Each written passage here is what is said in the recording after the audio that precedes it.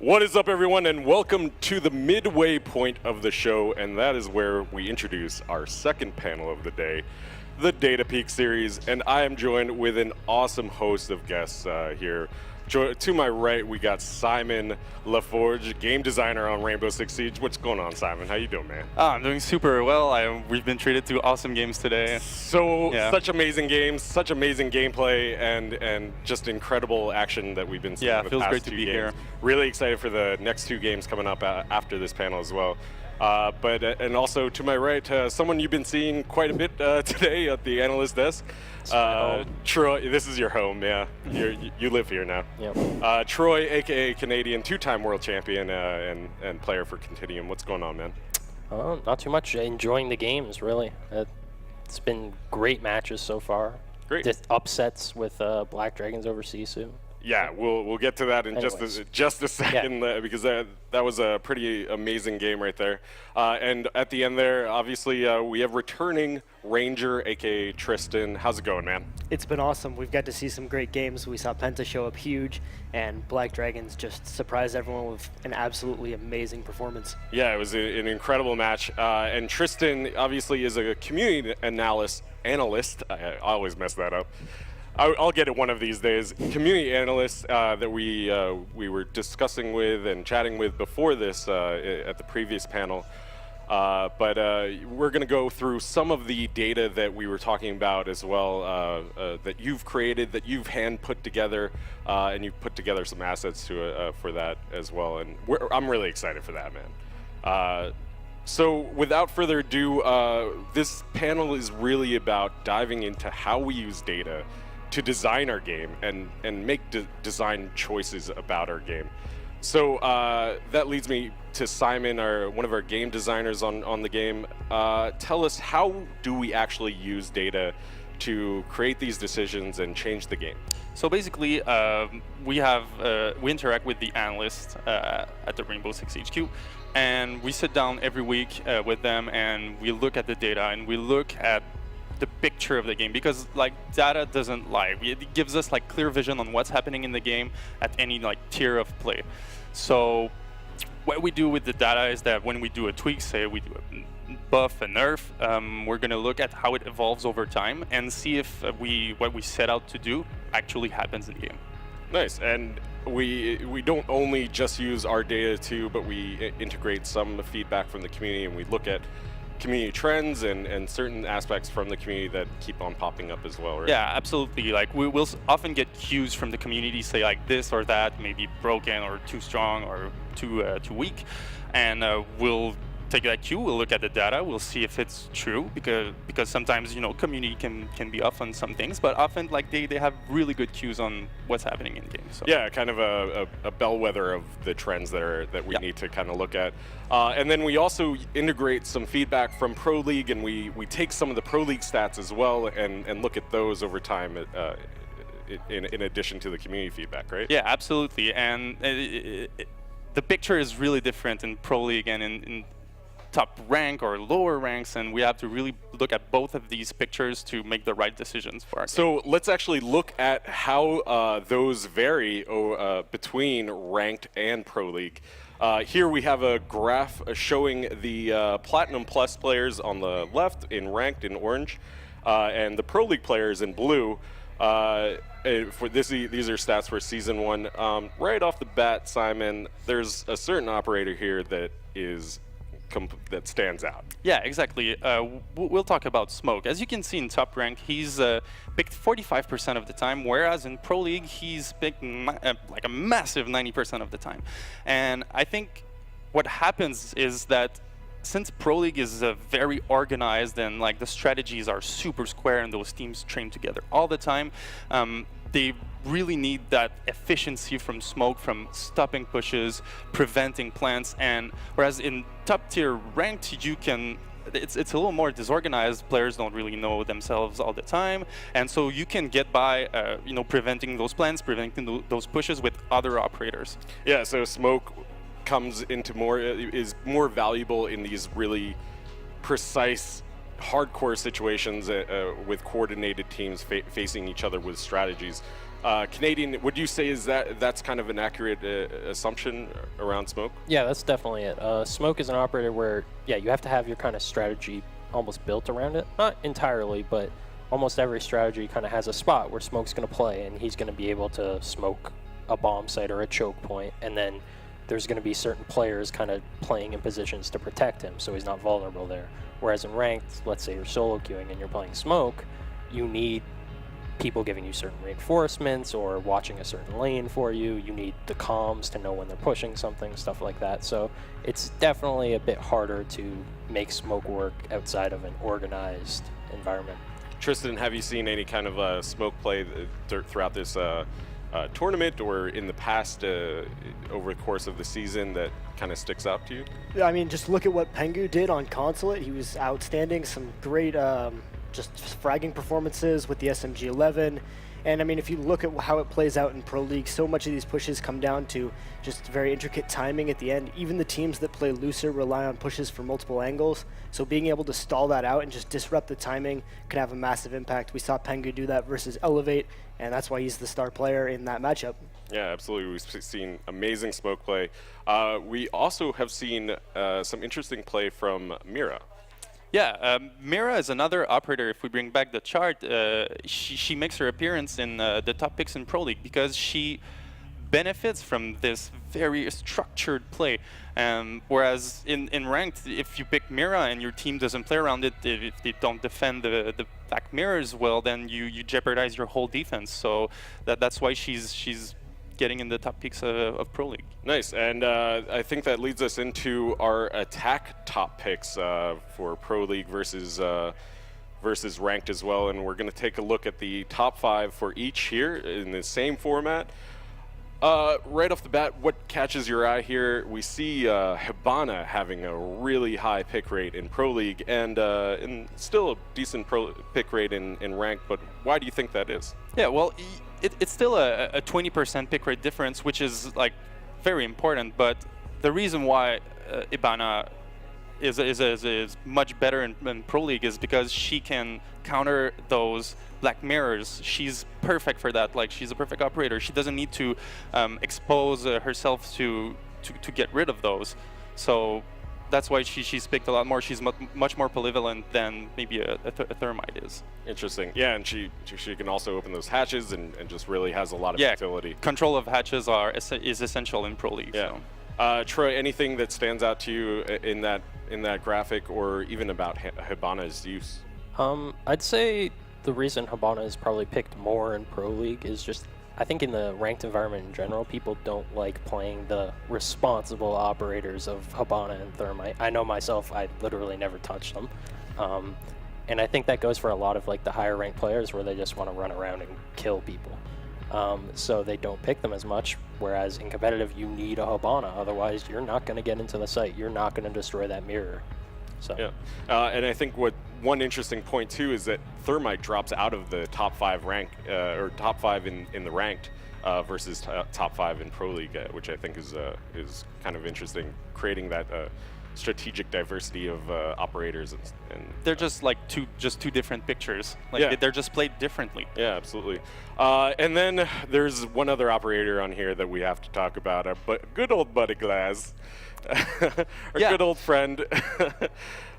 So tell us what you think about Glaz in Pro League's use. So basically, we wanted to touch upon Glaz because, like, you know, we've heard the community outcry, and the Pro League players have come to me saying, like, yeah, do something about Glaz. He's really strong. But Glaz right now, the thing about him is that he's not like this extremely like overpowered like operator. He's really strong. We're not saying he's not strong. In fact he's that too strong, and we're looking at tweaking him right now. But the thing about him is that he's extremely frustrating to play against. You don't get a lot of counterplay around him, and so that's why people are crying out so loud about him being so strong. And so like sometimes the community gets like this kind of skewed like vision of how it really is. But when you look at the data, you know, like in terms of pick rate, Ashe and Hibana are far worse problems to us because they're all picked all the time. They don't really let the meta breathe and the strategic diversity breathe. Yeah, and that's not to say that we use this data and we're going to be like, oh, you know, Ashe is going to get nerfed or something like that. No. That's not going to happen, or you can't say if it happens or not. But in terms of Glaz, we kind of see him as like he's not the top one pick for every round. He's right there in the middle at number 3. So it's kind of interesting. He's strong, but he's not even close to the problem that Blackbeard was when he came out. Yeah, exactly. Yeah.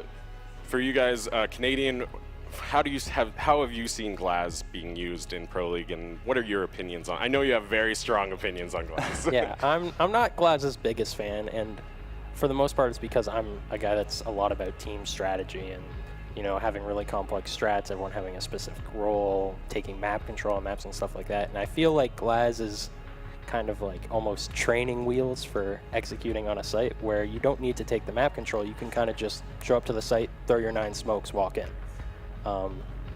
And yeah, I'm just not the biggest fan of not having to take the map control or not really having to have like the constant information of the entry fragger and like their information. Whereas like I am an entry fragger myself, so I need to have someone droning for me, I need to drone for myself, I need to make split-second decisions, and I'm vulnerable all while doing it and have to hit my shots.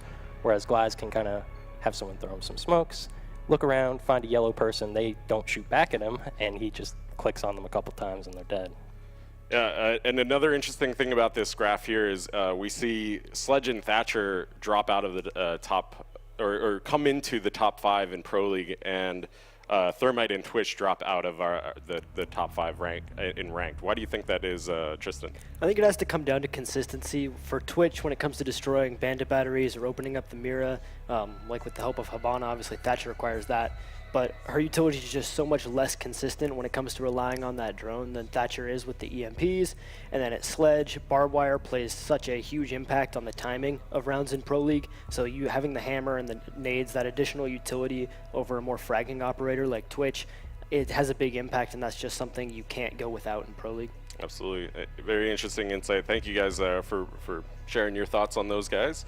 We're going to now move on to another asset of ours that takes a look at our good old friend, Blackbeard. Ah, yes, the unforgettable Blackbeard. Yeah, and Simon, tell us what we're seeing on the screen here. So this is the pick rate of Blackbeard over time for top ranked players, so Platinum Plus. And you know, when we rolled out Blackbeard, he was extremely strong, like almost picked in like every single round. He was very strong. So we proceeded to a nerf, and that nerf wasn't enough. As you can see, the second plateau, it almost like the operator almost regained his popularity that he had before the nerf, because players understood that he was still as strong as before. So then we really sat down with the analysts and we look at the data, see like how much damage a Blackbeard shield takes every round and other data, and we found like a quantity of HP to us that was satisfactory, 60 HP, and we thought that was right. Sort of a sweet spot. Yeah, like the sweet spot for the HP. And when you look at the graph right now, he's in a really good spot. He's around 35% pick.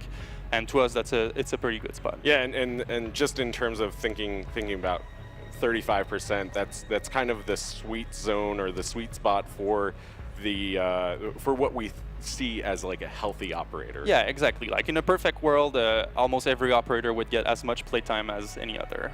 So we have plenty of strategic diversity. Yeah, and a 35% pick rate is right around the one every 3 rounds or so. Yeah. Tristan, I believe you've been studying Blackbeard quite a bit in Pro League. Do you have the stats on Blackbeard's pick rate in Pro League? So if you look back at like Season 3, when Blackbeard was incredibly powerful, his shield had an absurd amount of health. He was about like a 93% pick rate in Pro League that season. You look how it was this season, it's down to 35, right at that sweet spot. Exactly at that sweet spot, as you guys mentioned. So I think if you look at where he is now, he has some fragging ability that operators don't, with his ability to take 2 to 3 headshots depending on the defender's weapon, but he brings no utility, no support utility. along with him. He just has 3 flashbangs, I believe. So by going with him, you're forgoing the nades that you could get with someone like Sledge. And so it's a perfect balancing act, I think, for someone like Blackbeard right now. And I'd say he's in a really healthy position. Troy, we've seen quite a bit of Blackbeard play in this Pro League. How do you see him being used in today's meta? So he's kind of a niche pick, and there's usually, I'd say, 2 situations where he's used. One where there's a really important angle that needs to be held, and you put Blackbeard on it, it's really hard to fight him. He hits his shots, and then the angle is held. It's usually cutting off a rotation between a bomb site or covering a bomb planter. And then the other situation is on repels.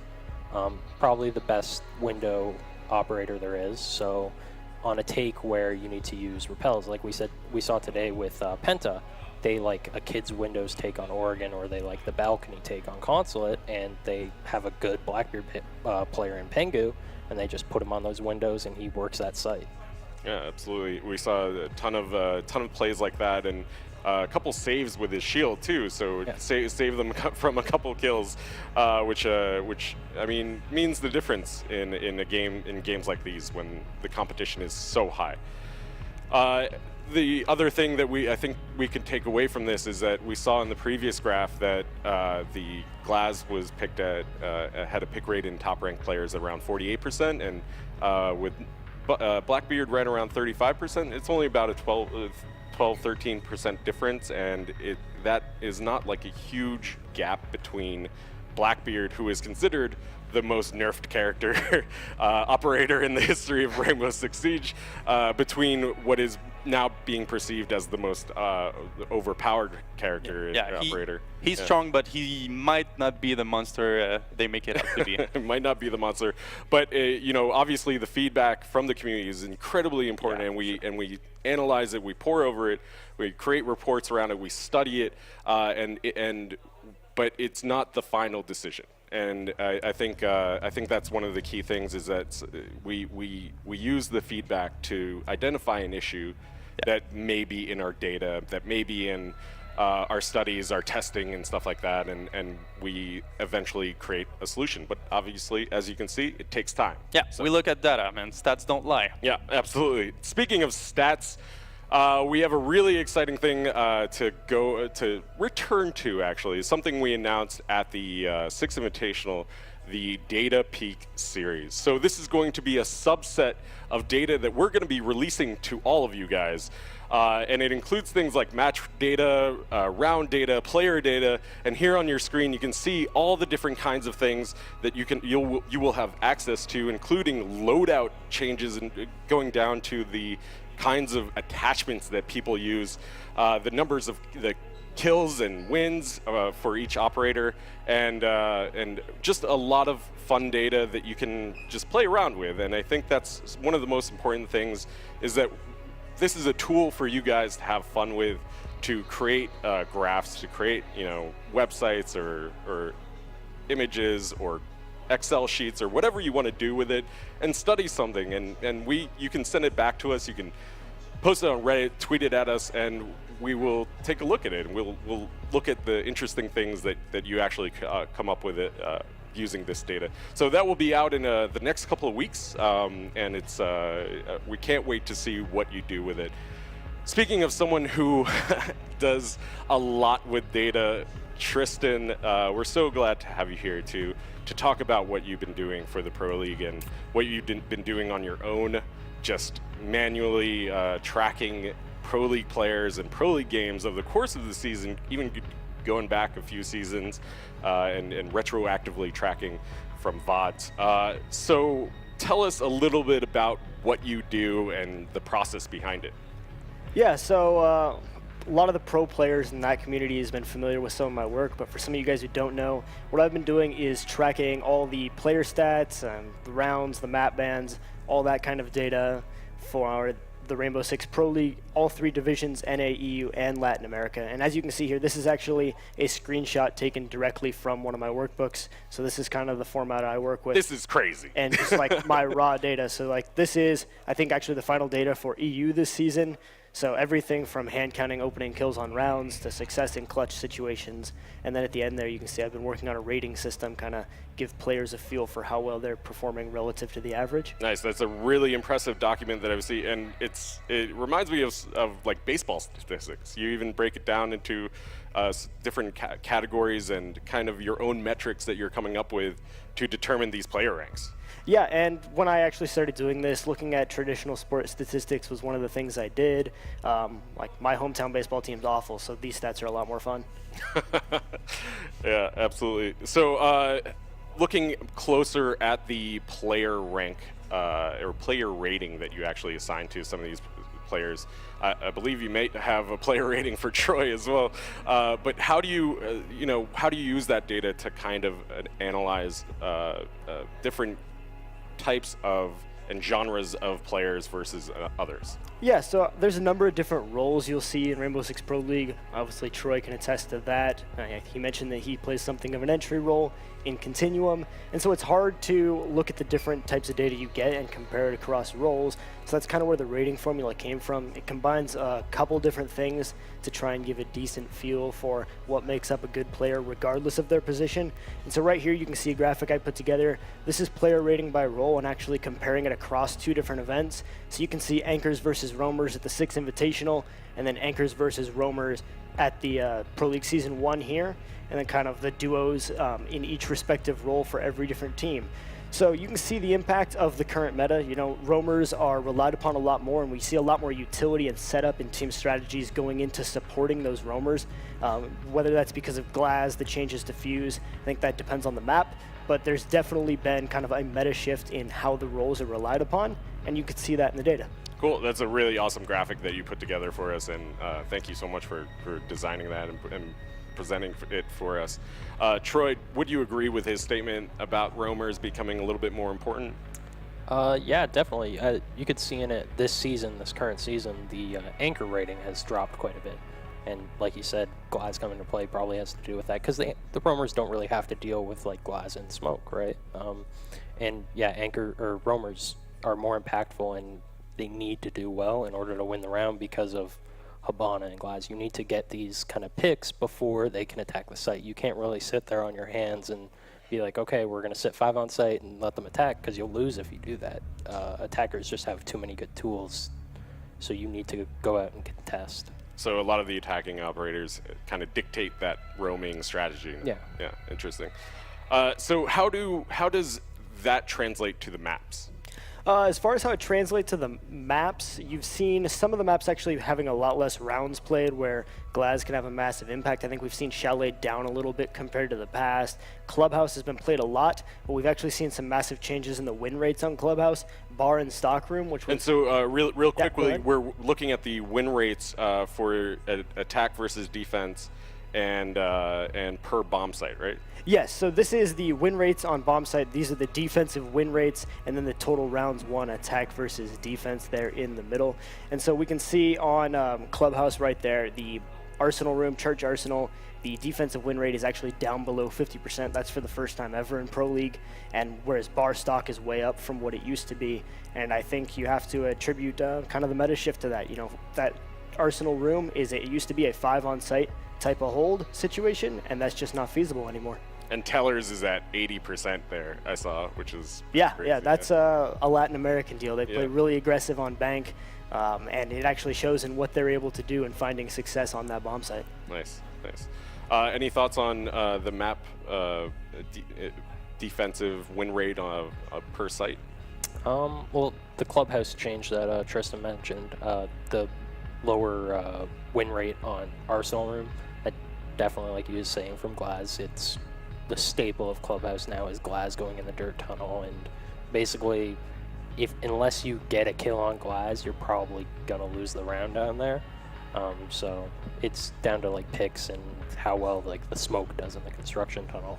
I think we'll see that in the next matchup big time. I think you have to credit King George for being one of the best Glaz players in that dirt tunnel, and it's going to be up to V3 to find a stop for that one. It is going to be a really interesting match. V3 versus Vertical Gaming is coming up really quickly. Before we go to a break, any predictions? Simon, let's go. Oh, it's a hard one, man. Brazil is really surprising us today. Yeah. But, you know, my heart isn't NA, and I'll be rooting for Vertical Gaming. All right, Troy. Honestly, I am done trying to predict Brazilians. I think I don't know. I can't predict them. I thought that ESG would beat them at the 6 Invitational. Dex ended up showing up. I thought Sisu would win there. I don't know. I don't want to bet on the Brazilians. I'm not a fan of predictions, but I don't think I can doubt them anymore. Interesting. Tristan? Yeah, obviously we saw Black Dragons step up huge, and just looking at that game for a second, I think you look at the star players they had in Nesk and Yuck, and then with Bullet not even being here and having a sub come in for him, I didn't expect the kind of star power we saw out of Nesk stepped up massively on Miro. We saw him with so many defensive lockdowns that even some crazy clutches by Shate couldn't keep the Brazilians out of the advancing to the semifinals. I think one of the most amazing things about this season finals is the matchups, where we have no idea what exactly is going to happen between these two teams, and it's going to be a surprise. The last match between Sisu and Black Dragons was amazing, and we cannot wait to see V3 versus Vertical Gaming. So I want to thank my panel once again. Thank you, Simon, Troy, and Tristan as well for coming out and bringing all of that data that you hand count and hand put together yourself, which is really impressive. Thank you so much for being here in Poland today. It's been a pleasure. Yeah, great. We're heading to a break, but after the break, we will be right back with more Pro League action. Thanks a lot, guys.